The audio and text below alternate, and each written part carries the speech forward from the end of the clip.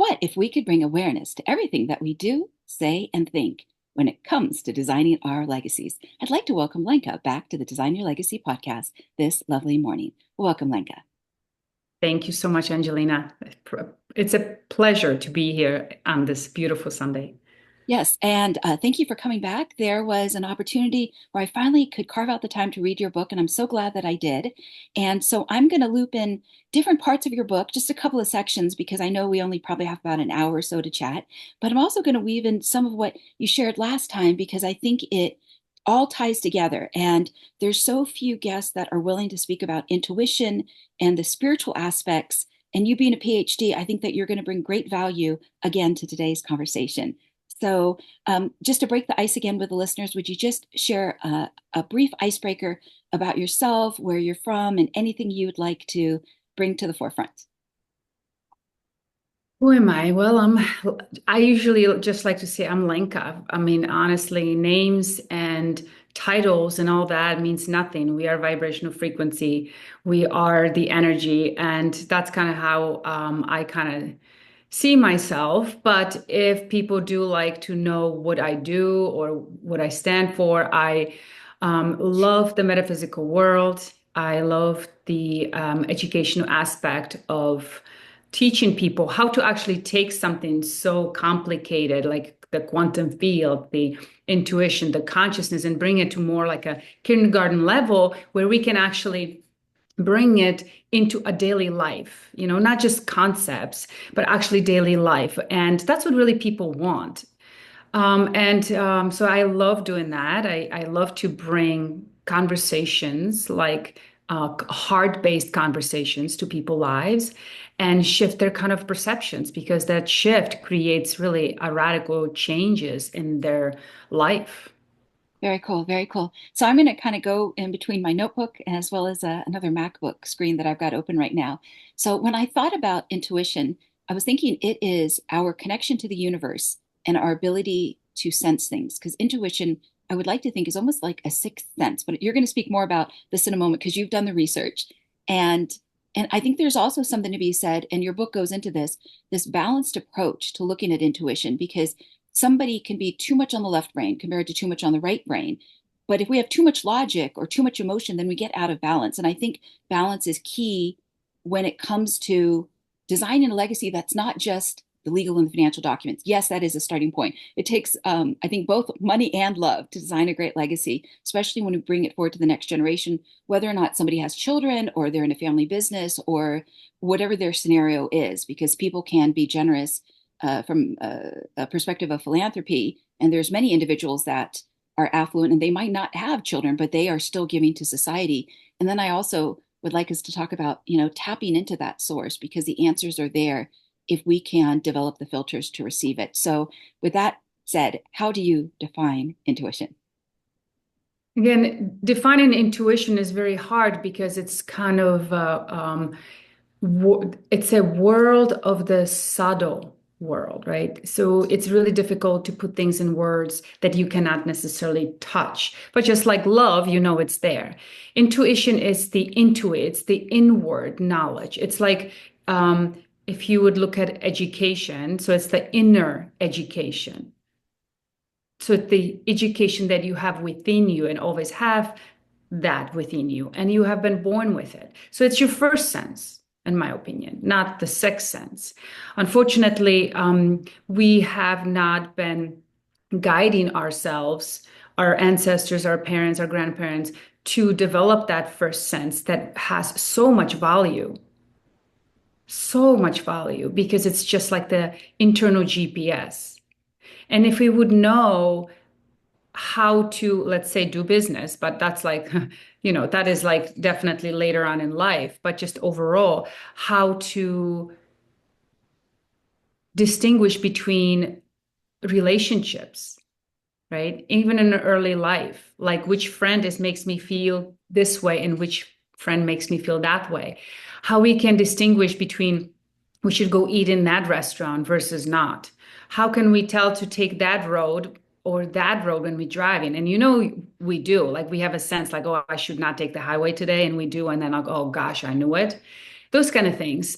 But also for me, being medical intuitive in my past, the health. I mean, everything is within us. And if you don't have health, you don't have wealth because pretty much all your wealth, you would do anything to have your health, right? So it just goes back into we are the divine, a tool.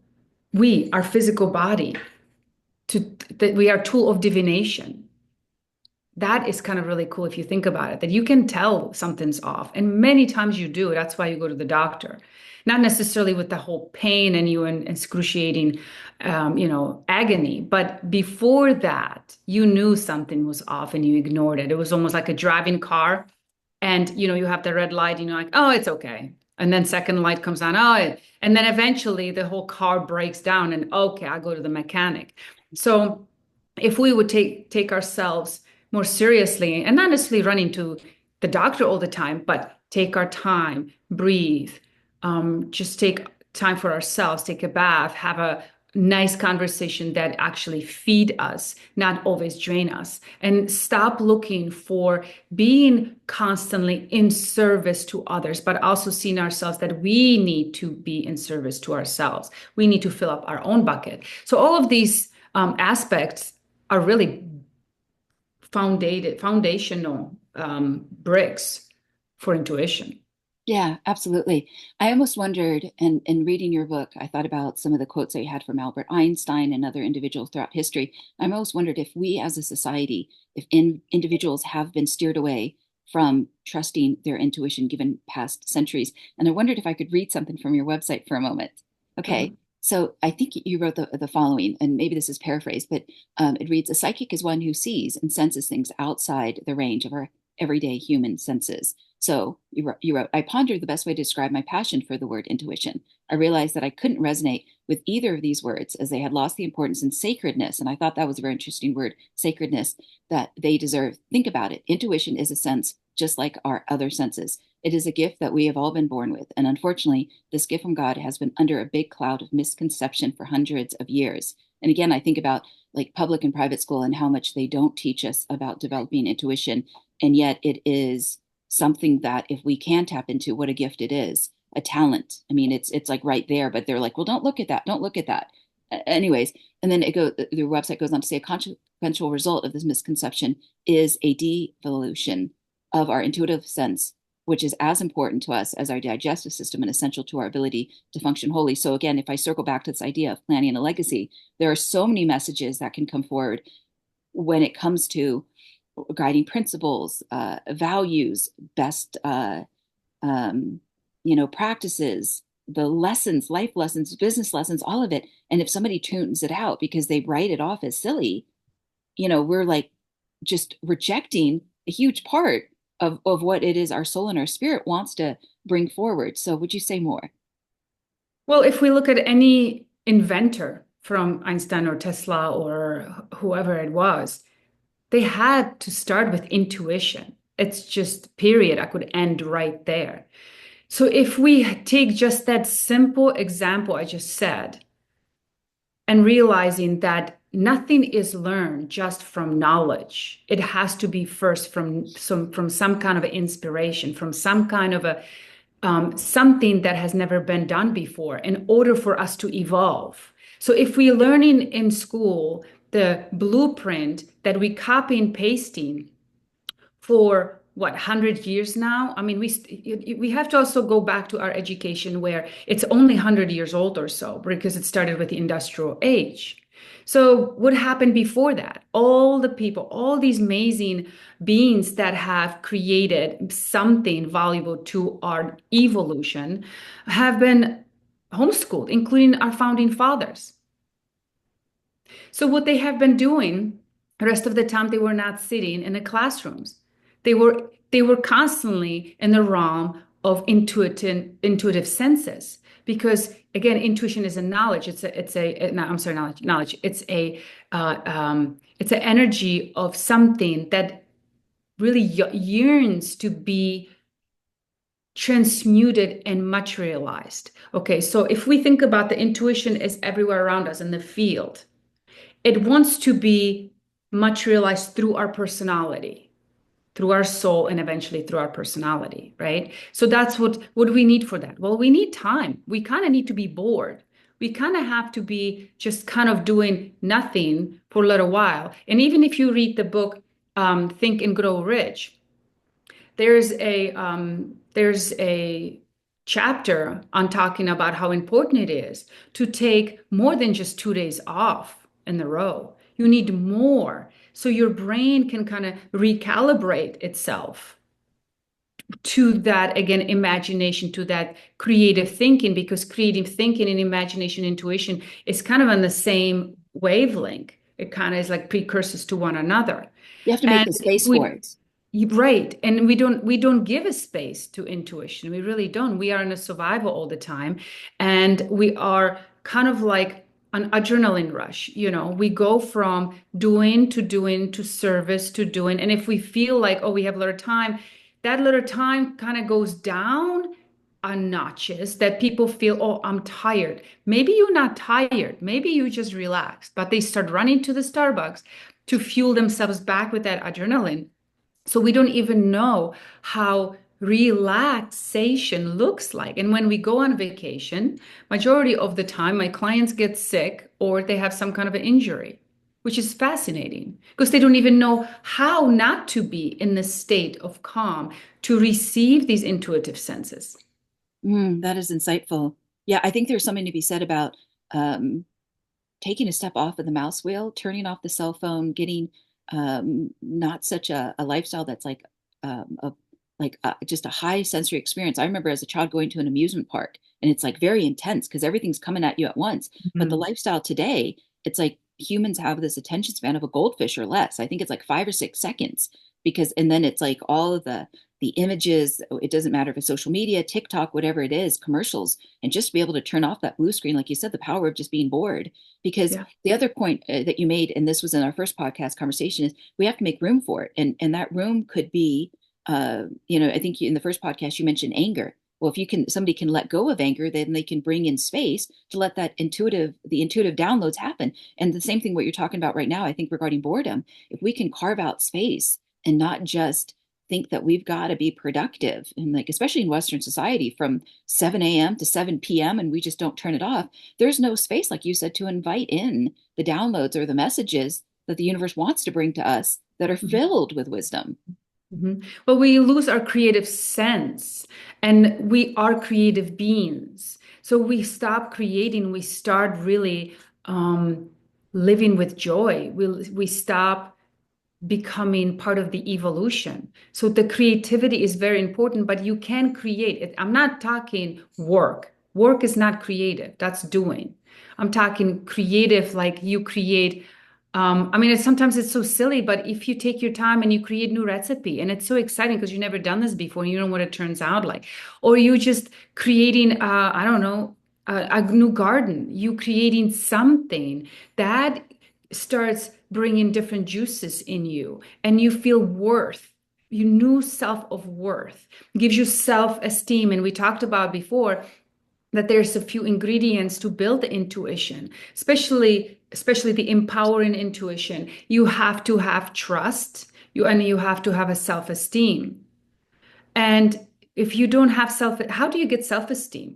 I mean, I'm not talking about you have a lot of money in your bank account and that gives you self-esteem. No, it's the self-worth of you can create something without nothing. You don't even need money in order for you to create. You can create because you are tapped into the vast universal mind that holds that intuition, if that makes sense. So the self-esteem is the steam behind yourself. It's the power in in your gut, kind of like, yes, I am, but not narcissistic. That is a very humble power. It kind of comes with, I know that I am, and I don't have to prove it to you, but it kind of like exudes out of you.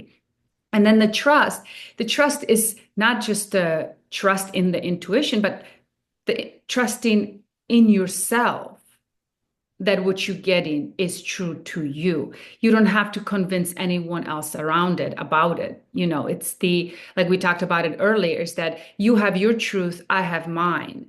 And if you're sitting very, very strongly in your truth, you won't be wobbly if I challenge you in your truth. You're going to listen if you have enough self-esteem and you're sitting in your truth, you're going to listen and you're like, oh, thank you, that's interesting, maybe you're going to ponder on it. But if you're very wobbly in it, which means you don't have a self-esteem, you don't really holding yourself strong in you and in your trust, you're going to be defensive and you're going to start feeling very insecure. And so that's kind of how you know if that person is living in their intuitive senses or not, because the intuition naturally gives you self-esteem because you know you're safe. And we have to have these very basic needs met, the security and safety. And this is also very interesting because if you are struggling, if you are not have your needs met, it's very hard to tap into the higher level of intuition because you're on the survival intuition, if that makes sense. See, you don't have the luxury to sit around and ponder on the world and be creative if you have to pay money for rent and things like that. So you could see that it comes in another challenge that you have to invest in yourself greatly because there isn't more steps to intuitive powers once you lead your way, towards it. Yeah, absolutely. I think what you're talking about is when the brain goes into fear, and when you're talking about survival and there's bills to pay or any type of pressure that leaves somebody feel like as if they're backed into a corner, then their Mhm. brain's not going to go into that growth mode. And that's where the intuition happens. So if it is all right with you, I'd like to read a couple of sentences from your book just to, again, set the context for intuition, because we can't go to the local coffee shop and necessarily have this conversation, but there are millions of people around the world that are starting to wake up. And this is such a valuable conversation because it is a valuable tool. So, one of the things that in your book, you wrote, intuition is the language of the soul. And I know you've mentioned that before, and that was in the preface. And then in chapter 1, you talk about intuition is the ability to understand something immediately without the need for conscious reasoning. And the two areas that I wanted to focus on today regarding your book is the breathing and then the deception part, because I think about things like nonprofits and when somebody does have money to give and how they navigate that. But let me go back to intuition because, again, I just want to set the context for someone who might be listening to this idea of intuition and they've kind of have a gist of it, but they really need some more clarity. So you continue to write about Webster's dictionary describes intuition as a natural ability or power that makes it possible to know something without any proof of evidence, a feeling that guides a person to act a certain way without understanding why. And you've also said intuition is energetic data that is fueled by the mystical realm of consciousness. So, Mhm. yeah, I think that, yeah, I want to again leave some breadcrumbs because for somebody to wrap their mind around it, it might take a moment because it's again, it's we rely on, oh, well, the science said the numbers are the blah blah blah. And just like you had mentioned earlier in this conversation and in your book as well, we all know that love is real, but then you could ask somebody, well, how do you know love is real? And then it's hard for them sometimes to pinpoint it. And I think similar with intuition. And then I also wanted to add, you wrote this, I think it's on page 16. However, we consciously or subconsciously decide to turn off this communication to some degree, this first sense of communication with our soul is essential to our survival, as well as for living in joy and abundance and complete health. So, if it is the most powerful source of knowledge we possess, giving us insight, forewarning, and intelligence to the past, future, most importantly to the present moment, then we can't turn it off. Some people might talk about like the third eye or something and write that off as woo woo. And yet there is this part of us that's longing to be heard and we can't turn it off. Again, if you think about that, we're looking at in medicine, today's medicine, it's 200 years old. And then we're looking at something ancient, like the Vedic and the Chinese, and it's 5,000 years old. They recognize that third eye. It is in their writing. It has been in the symbolism back to the Egyptians. So do you think that millions and millions and millions of people were wrong about something so obvious and symbolism all over the world? And so why do we have it on our dollar bill? Please like enlighten me about that one. So if we do not believe in these things, why do we have it in our hands daily? Daily. The third eye, right there, right? So it is the knowledge of all things at all times. It's a symbolism of this literally view of a penthouse the sacred penthouse all the way to the top. We know everything about everything about everything. We just are not told that we do. So it is up to us to believe it. We have to be a little bit like a Tinkerbell. I mean, isn't it kind of funny in that movie Tinkerbell where, it is a threat that that Tinkerbell's not gonna exist. And they're like, oh my gosh, if Tinkerbells die, magic dies. Well, it's kind of like that. If we lose our senses to believe and just play with the world of the mystical realms, and be children again, just like Jesus has said, if you want to enter in a kingdom of God, you have to come as a child. There's something to it. Let go of the heaviness, of the importance that you think you're so smart. Let go of the judgment that people think that you're going to look silly or stupid. Who cares? What do you have to lose? Right? And so you don't have to even prove anyone that they have it or they don't have it. But if you think about even, if you have that two eyes and then you have a third eye, and if you look at that uni, you have the uni, which is the one vision, the oneness. It's kind of like the unicorn. It really is mystical creature symbol for the union of both worlds, of the polarization of our existence. We live too much over of the polarized world today, and we have to kind of sometimes step into the oneness, which is right here. You see with both eyes at the same time. And that is the beauty of that third eye. You see beyond that. You see almost what God sees, which is we're all the same. Not same, we are very unique, but we are all on the same path. We are all made from the same dough. We are all made from love. And so those are the beautiful things about intuition. If you are willing to just take the leap of faith and play, just to have fun. But if people are just starting, I really don't. I do not believe I met a person who would say I'm not intuitive or I don't believe it at all, kind of thing. It's just they listen because there's an inner truth about it. It really is. And even if it's that simple example of you thinking of your brother and he calls in the next 2 minutes, or you thinking of something and then you hear a song about it. So this is exactly what intuition is. It's very subtle. Or even if like I remember my friend had a child and she really did not, how you go to the store and then they give you samples. Well, there was a samples, and then the child did not want it. It was like 18 months old, didn't want it, cried, and the mom says, "Oh, come on, it's healthy. It's just let her snack with the peanut butter." Well, guess what? That child took that snack, didn't want it, took it because they trust the mom, and realized that she was allergic to peanut butter. So that child knew, see, even though it didn't.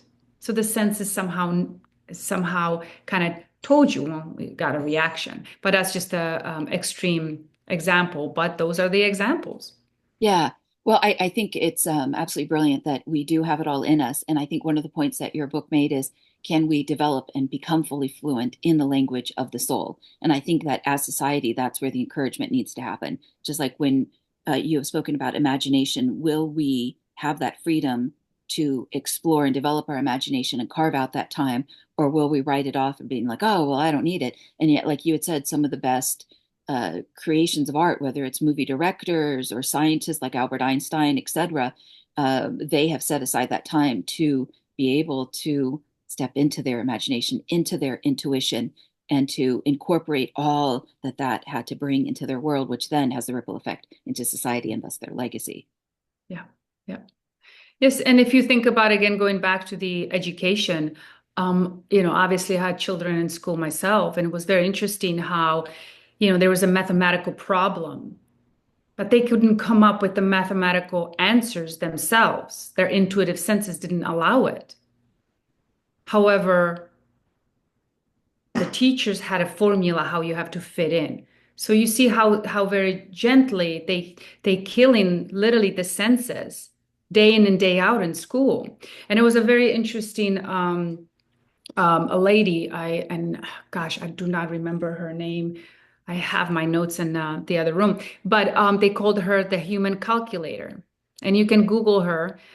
She passed away, but she was a lady from India, and she would figure out any mathematical problem in a matter of seconds. And she would come to these different colleges, including the really high profile colleges. And she would be sitting with these superminds, and they couldn't understand a lady who didn't even go to high school can figure out these mathematical calculations in seconds. She got a Nobel Prize that she figured out a problem, 13 number problem, and I believe 28 seconds. So, where does intuition come in that? Because I know Einstein didn't figure that out that fast. So, if you think about that, so we are, again, we put in somebody like Einstein on a pedestal because he was genius, but we should really kind of like study that lady. Like, okay, why don't we learn about her in school? Like, what was so special about her? And maybe we all have those gifts in us. Maybe not to that level, but she figured out other things, but her whole thing was numbers. And I know she's not the only one in the world with these kind of a gifts. There's a lot of people with special gifts. But those kind of things need to be brought up, because the more we bringing it up, we creating these blueprints that we can copy and paste, because we naturally are around that kind of a vibrational frequency of genius. Yeah, absolutely. And I think what you're also pointing to is giving permission for this genius to exist and not stunting it or clipping the wings of it. Or Yeah, hiding it. correct, correct. I know Mm. in our last podcast, you had paid an acknowledgement, a compliment to another podcast guest, Tina Irwin, that has recently uh, published a book about psychic children in order to protect them. And you dedicated your book to children, the next generation. And I wanted to also read something from your book that you wrote. You said, over the course of the school years, children lose their ability to connect with their source due to the pressure to engage the brain in learning facts and the social pressure to prove they are intelligent or to conform to set standards. And even one of the things we talked about in our preamble today before I pressed the record button is how there are many coffee shops that don't want people to commune. They might call it loitering, but at the same time, there's a missed opportunity to connect, to bring out the best in one another if we don't have these community places, Mhm. whether it's a public or a private. Again, I mean, people break bread and they like to sit, and whether it's a cup of coffee or a biscuit or a crumpet or whatever it is. And yet, I think one of the things you're pointing to is that permission to explore the imagination, to develop it, and especially with the conditioning in society. Yeah. Yep. Yes. And if we are looking at even the education of a Montessori system, right?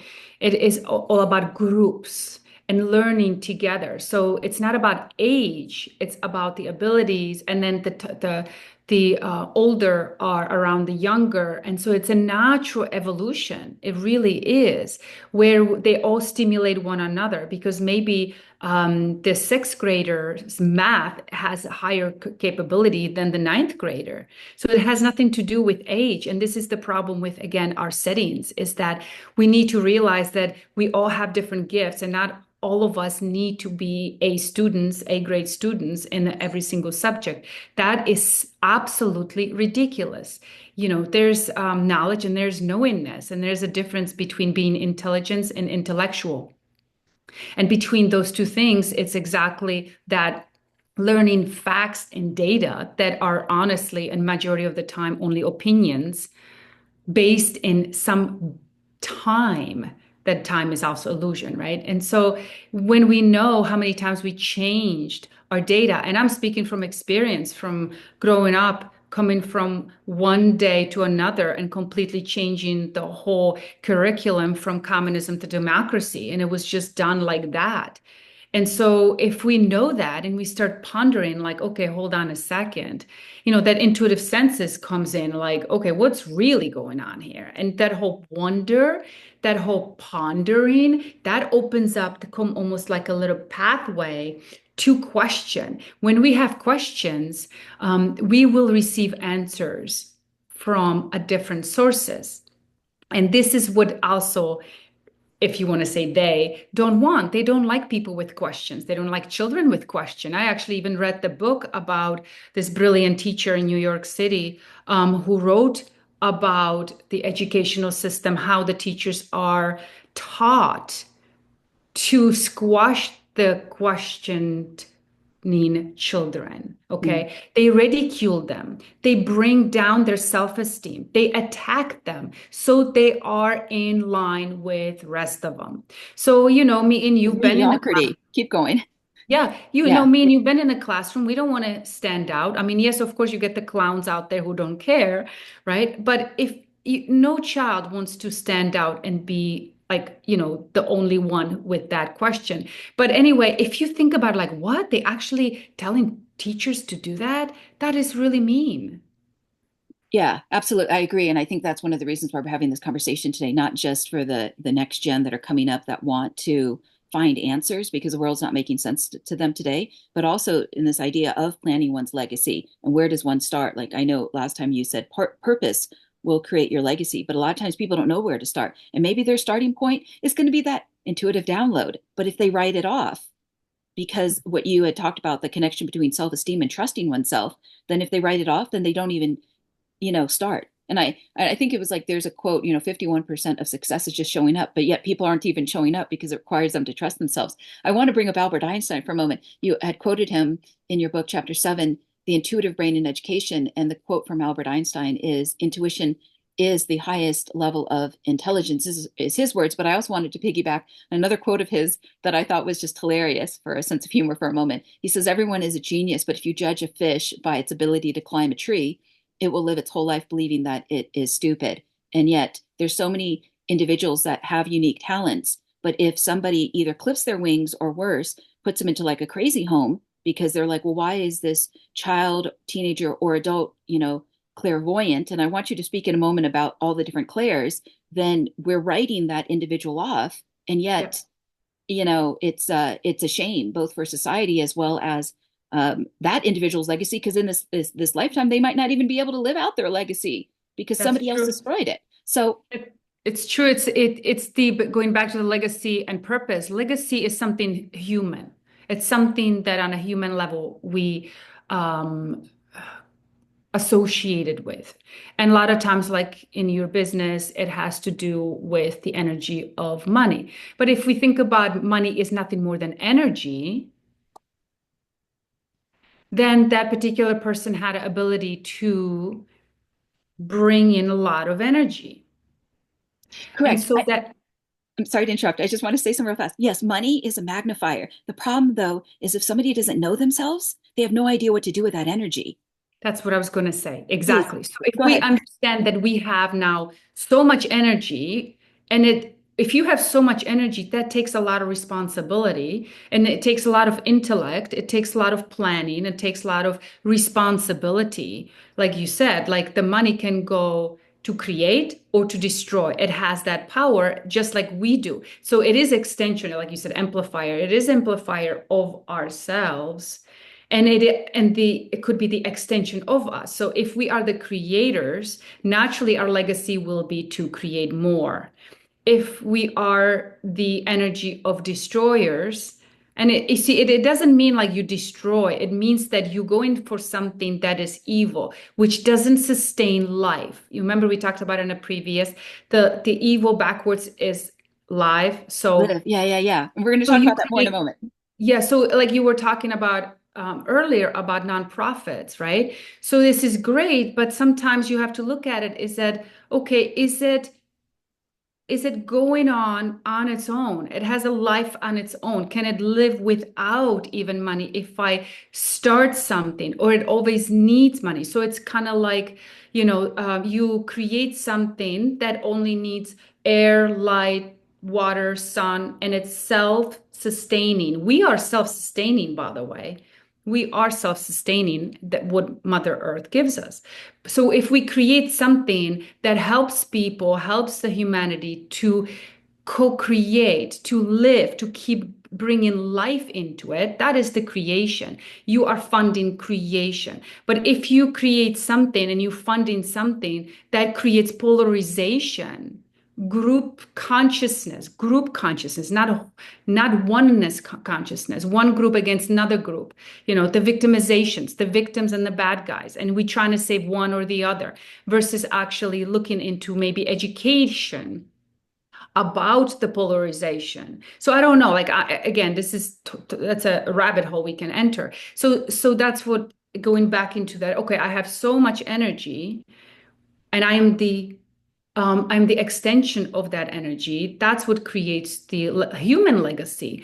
And you were saying, okay, well, what's the purpose? I think the purpose comes completely a sideshow. The purpose now you have the luxury of tapping into the intuition because you have so much energy to put aside. And now you can only truly just follow the GPS of joy. Yeah, absolutely. And I just want to circle back for a moment that when it comes to purpose, a lot of times people think their purpose is how much money they make or their financial holdings or their financial net worth. And I think what we're pointing to is purpose can be service to others or purpose can be bigger than that. But in order to find purpose, sometimes tapping into one's intuition invites brand new messages that they never considered before because Yep. society might write it off or certain individuals in society. Another thing that your book mentioned was about the stages of a child's development and that it can't be repressed where their gifts, especially intuition, are hidden. And then you wrote, thus intuition becomes then squashed and diminished. And that, cannot happen because in order to be full human beings without parts of us that are, that could be fully alive to be developed compared to shut down, then again, if that child somewhere in their past had their intuition squashed or diminished, now is that opportunity to heal and realize, hey, intuition is amazing. So on that note, would you speak at all into the different types of clairs? And then we'll finish off with the conversation So around deception. if we're going into the children's intuition being squashed, what that really means is their power being squashed. Because I talked about the intuition is the seed of the power of the gut, right? And look how many people have a gut issues. How many people are not standing in their power, and that is affecting their intuition. That's why that business of coaches and healers and all these helpers are out there because we do not have the ability to help ourselves. So we lost that connection to ourselves. So we need to bring back the power that we have lost through the other forces that had, participated in that kind of a squashing. So going into the clairs, I believe we are born with all the clairs fully intact, like completely. So we could see, we can hear, we can sense, we can taste, we have all of them. So, we have the clairaudience, we have the clairsentience, we have the uh, let's see, help me out here. You have the book in front of me. Uh, Clairaudience, Yeah, I thought, clairsentience, well, I think it was interesting that somebody through their hearing, through their taste, but even their taste is, audience.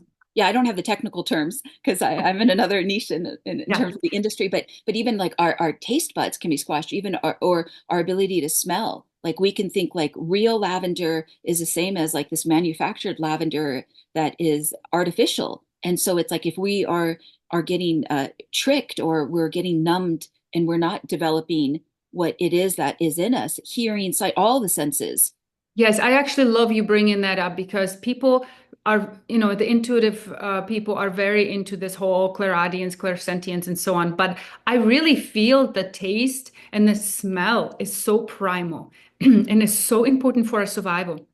Because if we lose the taste of smell and we do not, and some of the people lost the smell and taste during COVID, and they can tell you it was probably scary because they couldn't tell if they eating bad food. They couldn't tell if they had a spoiled milk. They just couldn't tell. So that is dangerous because you could poison yourself, right?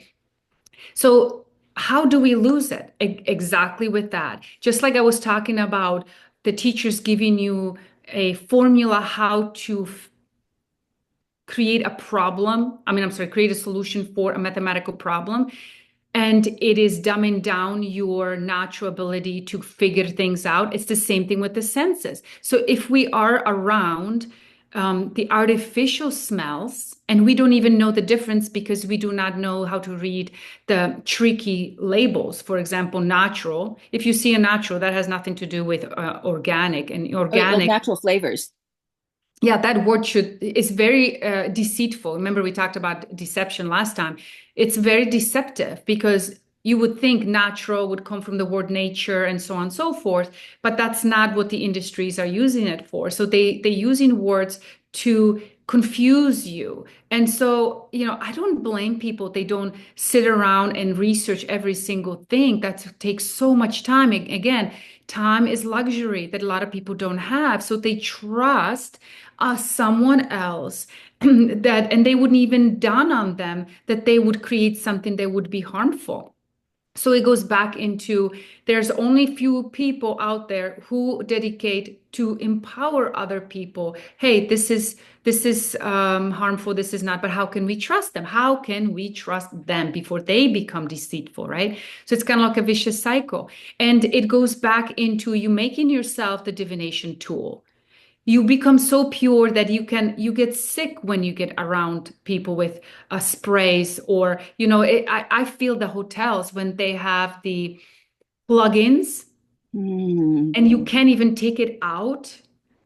That is literally criminal. That's criminal because you breathe in chemicals and you can't open the windows. So just ponder on that a little bit. Like, okay, what are we gonna do? Like, call in reservation. Can I have a hotel with a window so I can open it up for fresh air so I don't actually poison myself through the night? So it is very important that people, if you don't know, don't use it. Just don't. And if you do, trust the source, really truly trust and look at their followings and find the people you trust. Really, that's really all I could say before you create your body to be the divination tool. Yeah, I think what you're sharing again is wise because it puts us at choice, and information is power. So good information is power. So I want to transition over to chapter 18. And again, you took the fear and the shock out of evil because it's just the opposite of live. And I just want to preface that. So if someone's tuning in, they're not going to go like, oh my gosh, and get, afraid or something. But you had said at the start of this chapter, we are often so focused on our own lives that we put little time into investigation, deep thinking, or contemplation. And again, like when you talked about the mouse wheel before and survival, this is like one of those opportunities where when somebody can slow down, that's the value of boredom, where they can now look into things and question things. And I think that is important compared to the dumbing down in society. That, I think today, if somebody had to take the eighth grade exam in the Civil War, most people couldn't pass it because the rigorous education system hasn't been there. Especially if they're asking individuals to conform. So I want to go on to something you had said in this chapter about evil. You said whatever is not organic, not self-sustainable, and doesn't serve the expansion of life. And you had also said evil things do not add up. They create heaviness, complication, and confusion within us, even if they can look very enticing and very attractive. And you mentioned even something as simple as the dishwasher. Yes. Yes, it is something that again it takes a little bit more thinking. It's the multi-dimensional. It's like a multi-layers. So if I mean, I'm not gonna lie, I love my dishwasher, but I also know what it does. If it breaks down, it's gonna start piling up in the waste Yeah, in my yeah, and also I think one of the things you're pointing to is as much as we love every convenience that technology brings today, we also cannot just stop thinking and developing the muscles, whether that muscle is creative thinking, intuition, imagination. Because if we find ourselves in a position where we have to wash the dishes ourselves or do something ourselves, like make a fire and not just push a button on a wall, we Yeah. need to have that ability to sharpen our brains and not just our brains, but every aspect of our intelligence, including that intuition.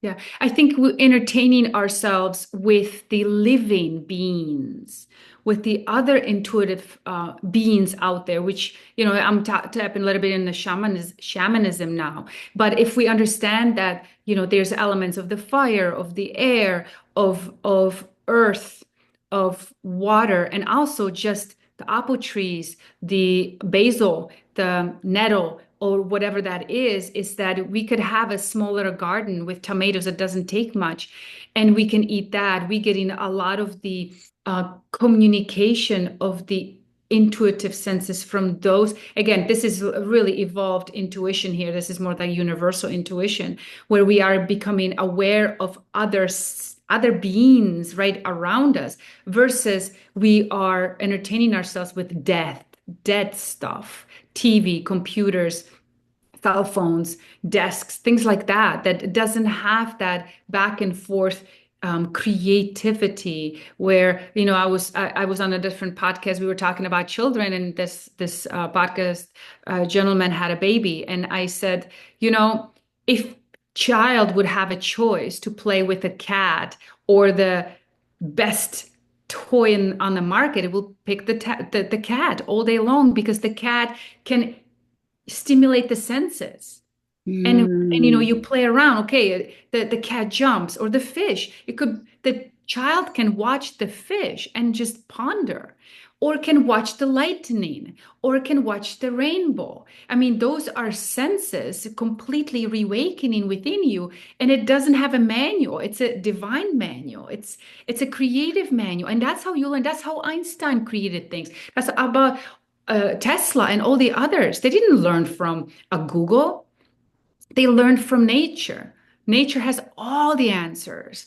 And if we can expand ourselves and see that the live versus the evil, there's growth versus a stagnation, and this will take you only so far. This world of evil, of debt, stuff will not bring you to sovereignty. It will not bring you to divinity. It won't. It has no capacity.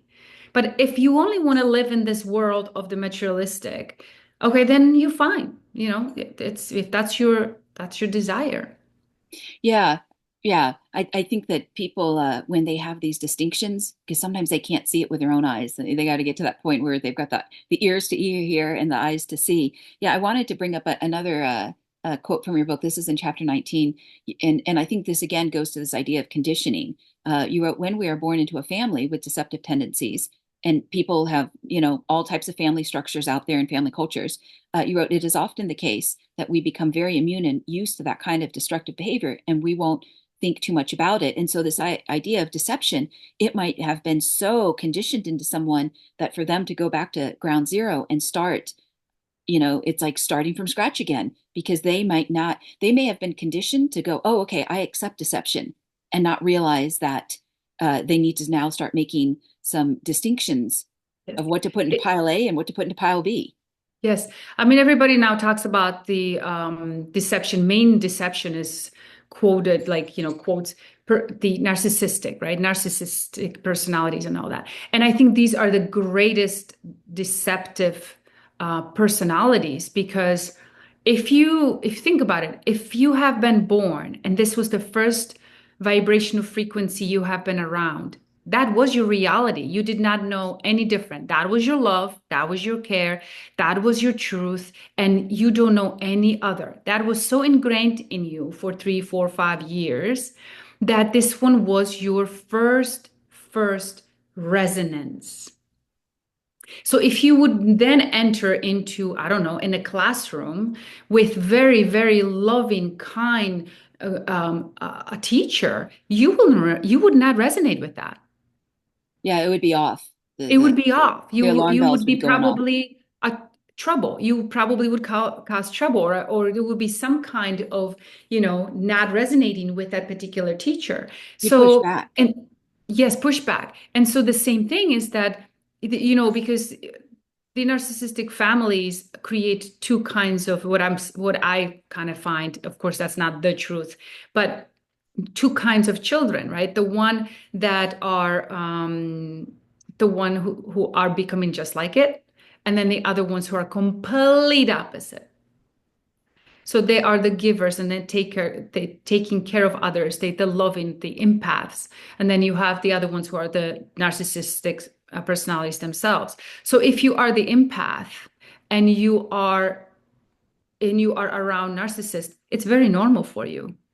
You don't think anything of it. That is your just almost like a self-worth. You feel worthy in their presence, and they need you because, that's what they need. They need that. So breaking that pattern is very difficult, because somebody has to snap you out of it. How do you get snapped out of it?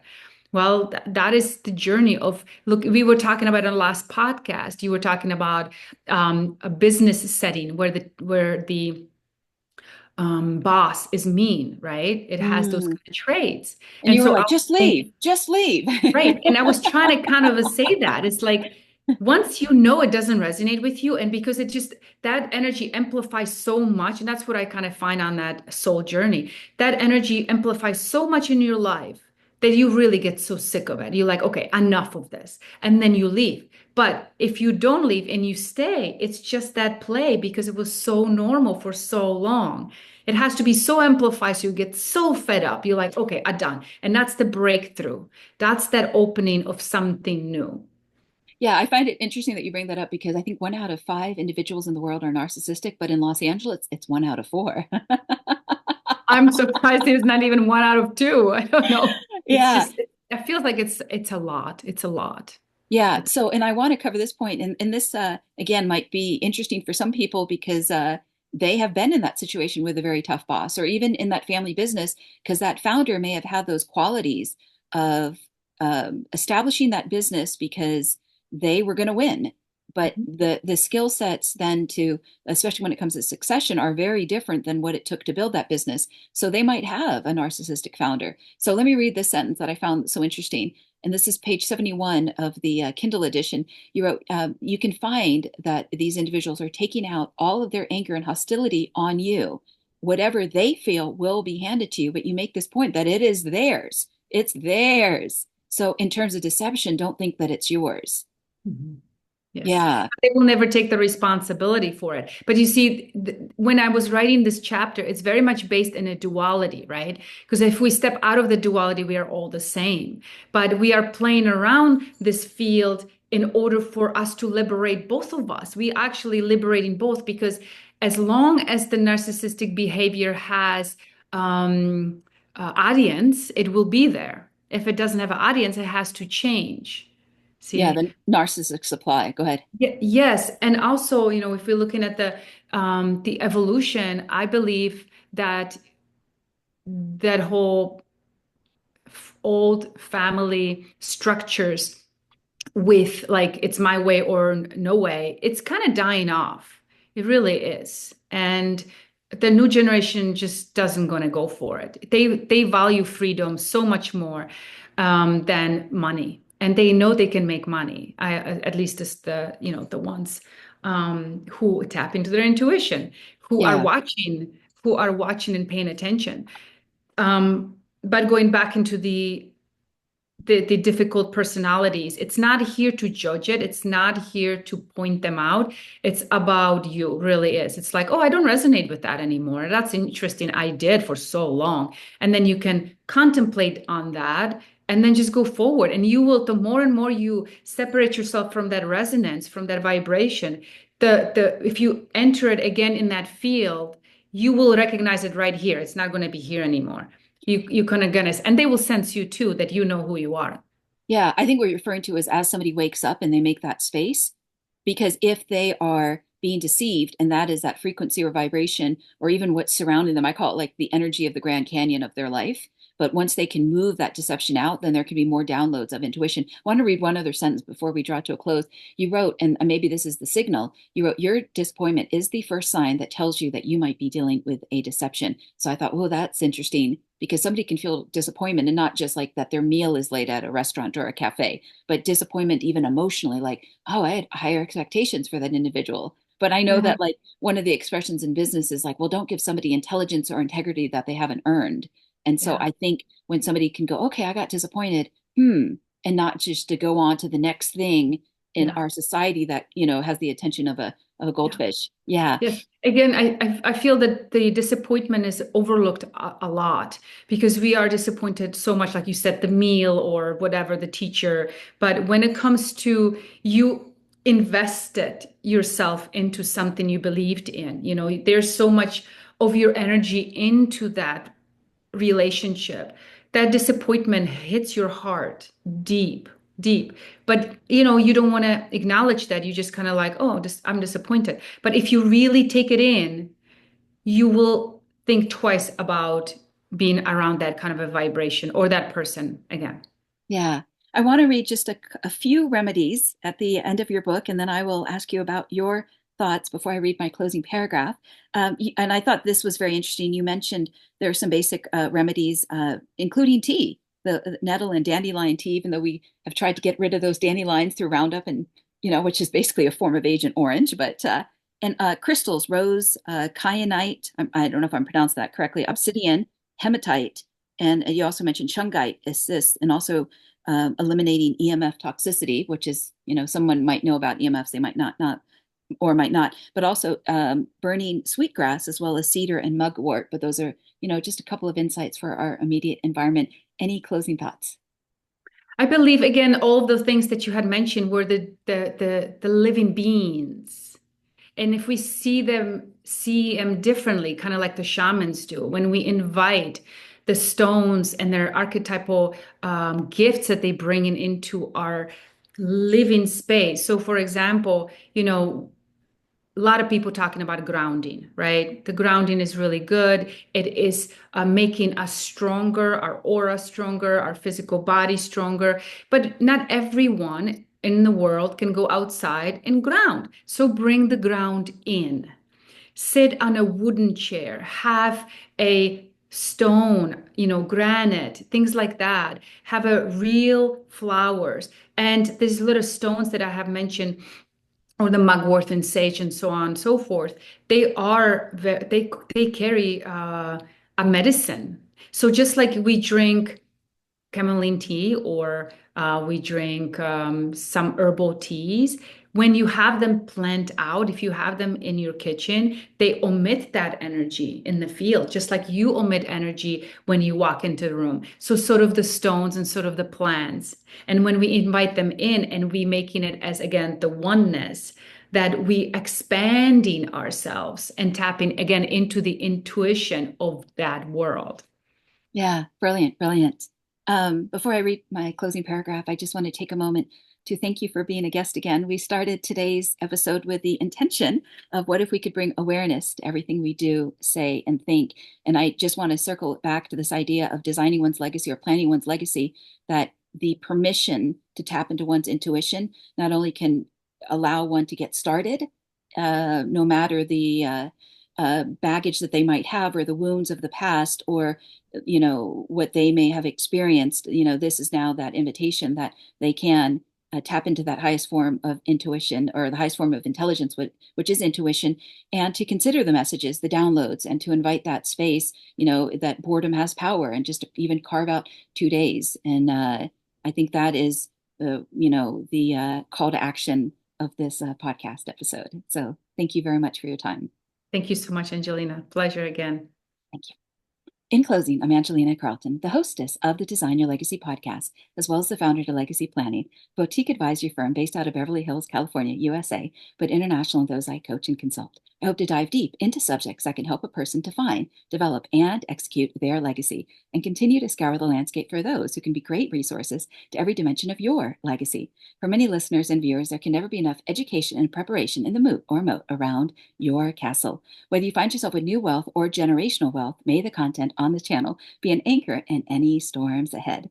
We do our best to bring original content for your intellectual and emotional curiosity. So if you're tuning in on SoundCloud, Spotify, Apple Podcasts, etc., please remember to rate and review, share with your family and friends, send an email to either Dr. Lenka or myself, and let us know your thoughts and feelings about today's conversation. So thank you so much for joining, and thank you, Dr. Lenka, for also being a guest again.